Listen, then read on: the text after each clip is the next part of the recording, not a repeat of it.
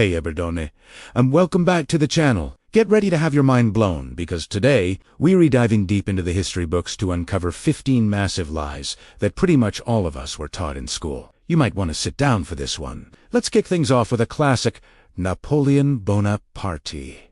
Picture him in your mind. What do you see? A brilliant general, a powerful emperor, and a really short guy, right? Wrong.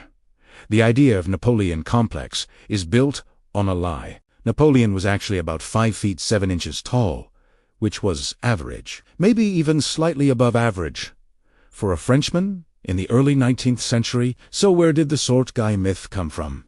Mostly British propaganda. His enemies loved to portray him as a tiny, angry man to undermine his authority. It was a cartoon caricature that stuck, proving that a good story, even a false one, can last for centuries. Next up, let's talk about Vikings. Close your eyes and imagine a Viking warrior. I bet you're picturing a big, burly guy with a long beard and a helmet with giant horns sticking out of it. It's an iconic look, but it's completely made up. Archaeologists have found plenty of Viking helmets.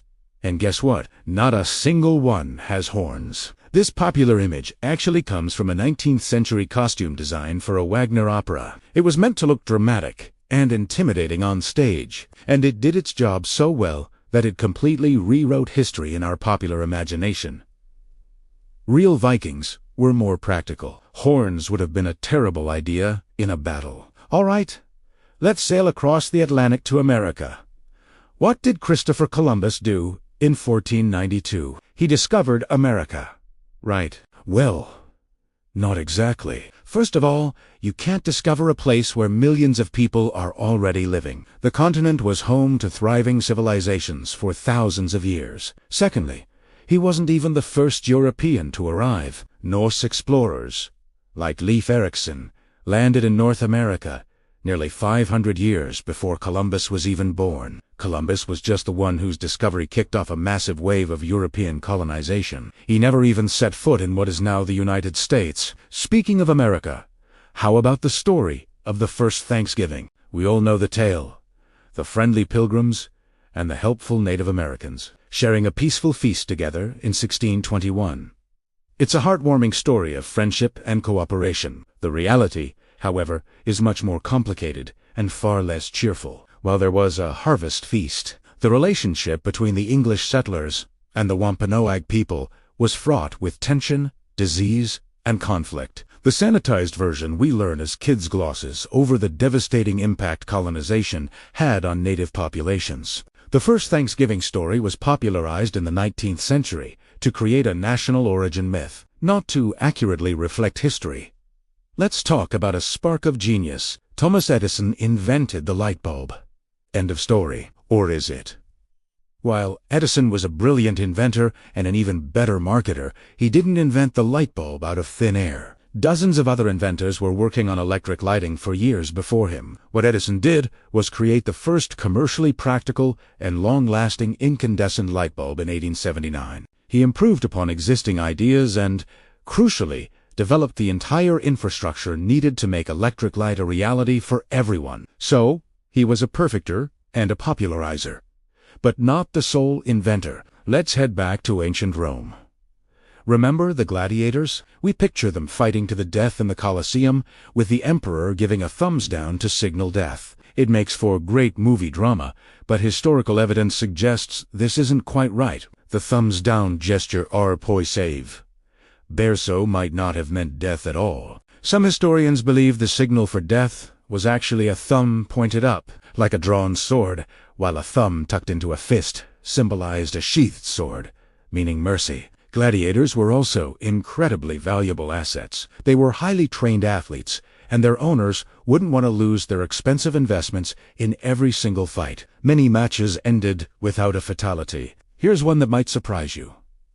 Let them eat cake. This famous line is always attributed to Marie Antoinette, the extravagant queen of France, supposedly showing how out of touch she was with her starving subjects. The problem is, there's zero evidence she ever said it. The phrase actually appeared in the writings of the philosopher Jean-Jacques Rousseau years before Marie Antoinette was even queen, and he attributed it to a great princess.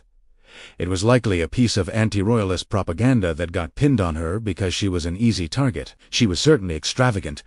But that particular quote is a historical smear. Now, for some witchy business. During the Salem witch trials, people were burned at the stake, right? That's the image we all have. But in colonial America, the method of execution for witchcraft was actually hanging. In Salem, 19 people were hanged as witches, and another man was pressed to death with heavy stones. Burning at the stake was a common practice in Europe for heresy and witchcraft, but it just wasn't the way things were done in the American colonies. The confusion likely comes from lumping all historical which hunts together into one fiery image. Let's move on to the Trojan War. We all know the story of the giant wooden horse that the Greeks used to sneak into the city of Troy. It's one of the most famous military tricks in history. But did it actually happen? Many historians today are skeptical. The story comes from epic poems like the Aeneid, written long after the supposed event. There's no archaeological evidence of a giant horse. Some scholars theorize that the horse might have been a metaphor for an earthquake that brought down Troy's walls, as the god Poseidon was the god of both earthquakes and horses. Or perhaps it was a type of siege engine that just resembled a horse.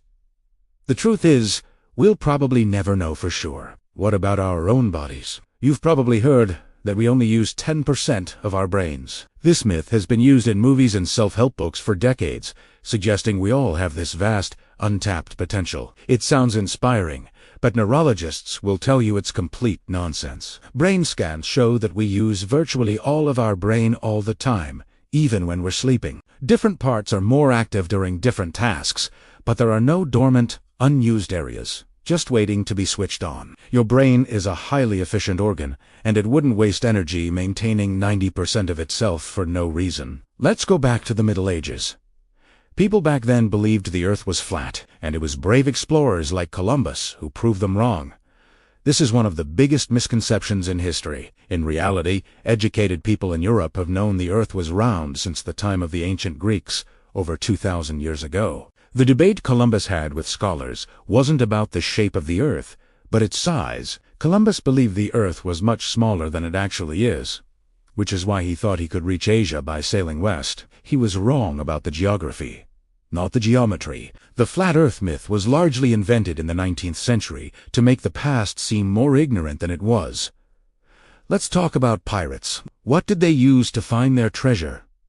A treasure map, of course, with a big X marking the spot. This is another bit of fiction, largely popularized by Robert Louis Stevenson's novel, Treasure Island. Real pirates were not in the business of burying their loot. It made no sense. They were criminals who wanted to spend their money as fast as possible on drink, food, and fun. Why would they bury it on a deserted island where they might never be able to find it again? Most pirate treasure was in the form of goods, like sugar, spices, and textiles, which aren't exactly easy to bury. Next, we have Albert Einstein.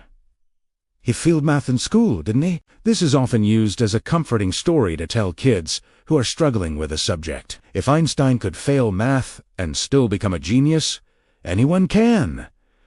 But it's not true. Einstein was a mathematical prodigy from a young age. The myth started because he failed an entrance exam to a university in Zurich, but he was 2 years younger than the other applicants, and he actually aced the math and science sections. He only failed the nonscient subjects, like French. So, sorry kids, Einstein was always a math whiz. Let's turn to a famous piece of art Vincent van Gogh, the tortured artist who, in a fit of madness, cut off his entire ear and gave it to a woman. A dramatic story, but slightly exaggerated. Medical evidence and eyewitness accounts from the time suggest that Van Gogh only cut off a part of his earlobe, not the whole ear. It was still a shocking act of self-harm, driven by his severe mental health struggles, but the whole ear detail is a dramatic flourish that has been added to the story over time. Finally, let's look at the American Revolution and the famous ride of Paul Revere. He rode through the night,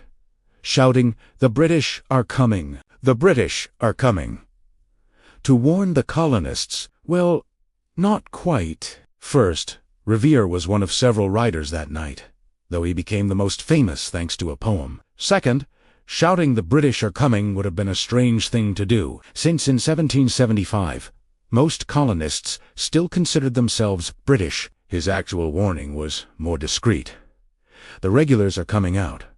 He was trying to warn people quietly, not announce his presence to every British patrol in the area. So there you have it. 15 historical facts that are actually fiction. It just goes to show you, can't always believe what you read in the history books.